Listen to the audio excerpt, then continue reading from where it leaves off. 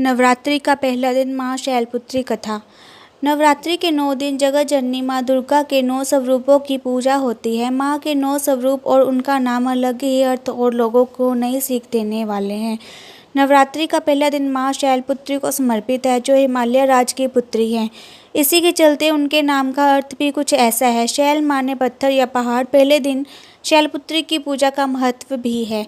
मान्यता है कि देवी के स्वरूप की पूजा इसलिए की जाती है ताकि लोगों के जीवन में शैलपुत्री की नाम की तरह ही स्थिरता बनी रहे, वो अपने लक्ष्य को पाने के लिए जीवन में अडिग रहे।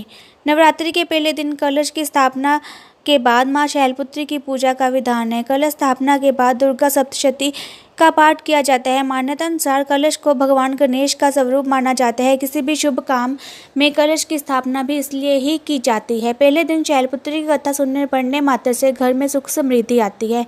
माँ शैलपुत्री का मंगल आशीर्वाद प्राप्त होता है। नवरात्रि का पहला दिन माँ शैलपुत्री कथा। माँ शैलपुत्री का वाहन वृषभ बैल है। ऐसा कथा प्रचलित है कि एक बार प्रजापति दक्ष, जो सती के पिता थे, उन्होंने यज्ञ के दौरान भगवान शिव और सती को छोड़कर सभी देवताओं को आमंत्रित किया, लेकिन सती बिना बुलाए ही यज्ञ में जाने को तैयार हो गई। अब भगवान शिव ने उन्हें समझाया कि ऐसे बिना बुलाए जाना उचित नहीं है।